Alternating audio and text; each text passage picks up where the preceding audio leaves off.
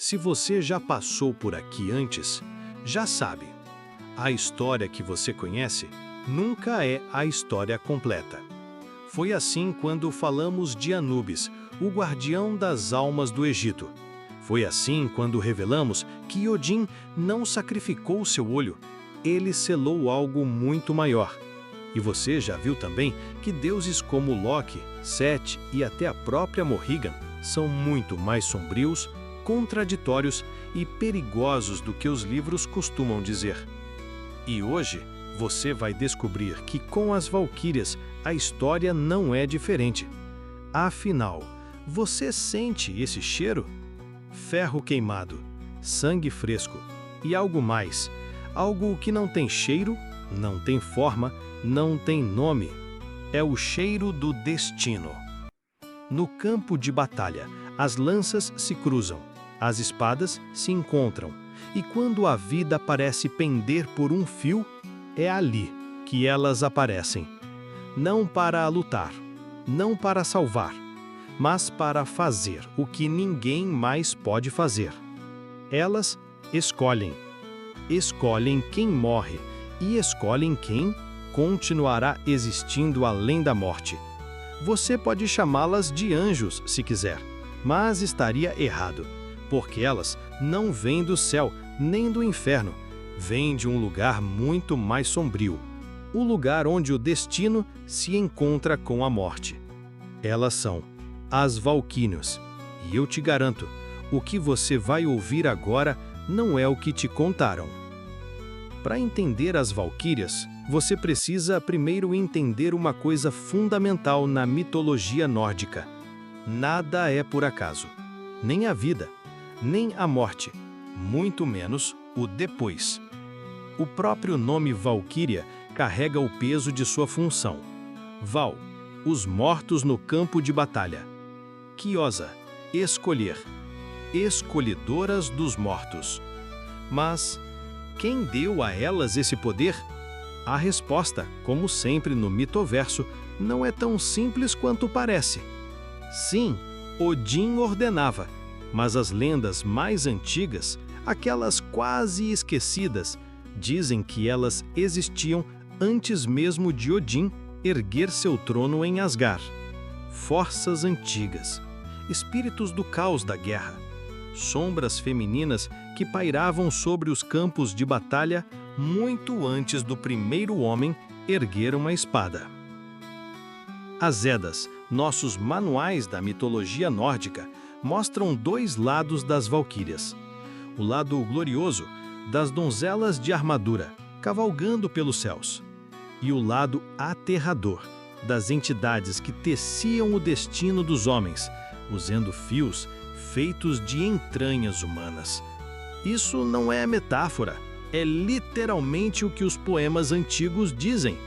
Imagine um tear macabro, as tramas feitas de tripas.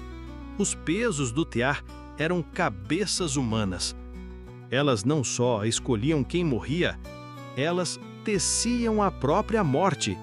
E diante disso, uma pergunta paira, inevitável.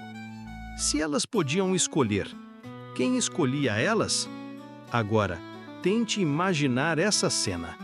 O céu escurece, os corvos sobrevoam, anunciando que algo terrível está prestes a acontecer.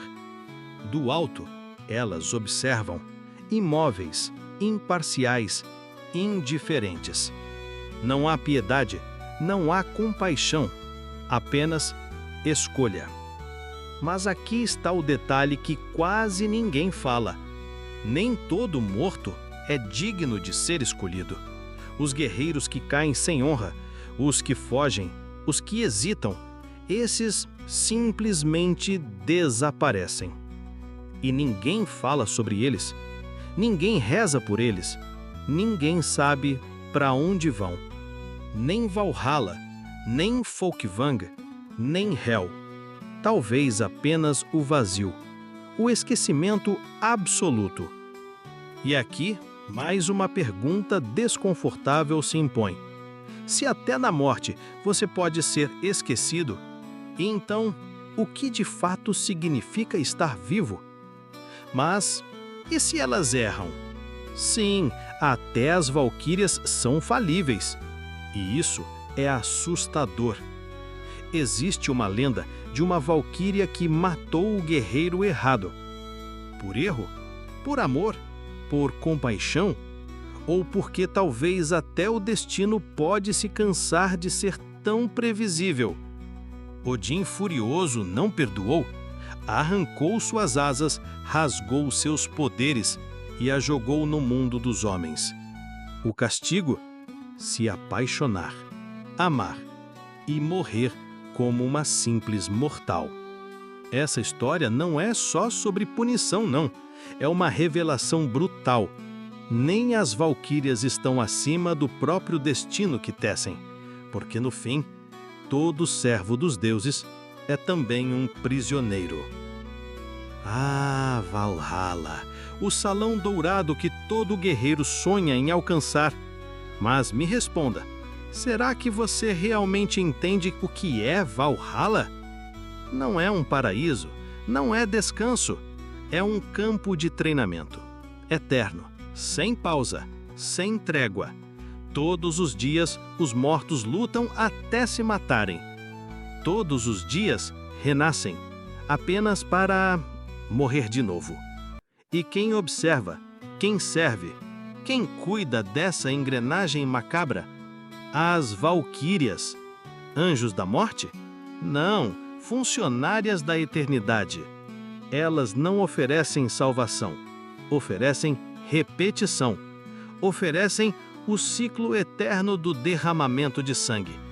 E aqui fica a reflexão sombria.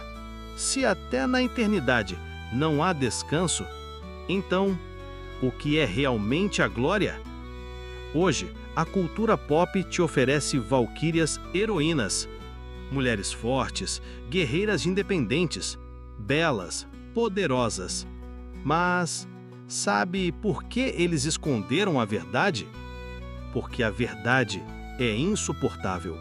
Porque admitir que existem forças que escolhem, que decidem quem merece continuar e quem simplesmente será esquecido pelo cosmos, isso assusta, incomoda, desconstrói. Por isso transformaram as valquírias em personagens de quadrinhos, de filmes, de games, para que você nunca precise olhar para o que elas realmente são. Elas não são salvadoras, não são guerreiras, elas são a própria máquina do destino funcionando, fria, imparável, indiferente. E agora você entende. As valquírias não são heroínas, são as ceifadoras do destino, as servas da morte, as guardiãs do esquecimento. E se você acha que essa verdade é pesada, lembre-se, aqui no Mitoverso já te mostramos que Anubis não era só um guia, mas sim um juiz, que Loki não era apenas o deus da trapaça, mas da própria mudança do universo, que Odin não sacrificou seu olho, ele fez um pacto, e que Morrigan nunca trouxe paz, apenas o sussurro da morte. Então, se as valquírias cavalgam nos céus, quem será que cavalga sobre a sua própria vida? Se você curtiu mergulhar mais uma vez nesse lado oculto da história, deixa o seu like, se inscreve no canal, ativa o sininho e comenta aqui embaixo. Eu vejo as valquírias, para provar que você não teme olhar de frente para o próprio destino. E me diz, quem mais você quer que eu te mostre? Porque aqui, no Mitoverso, nenhum mito sobrevive ileso.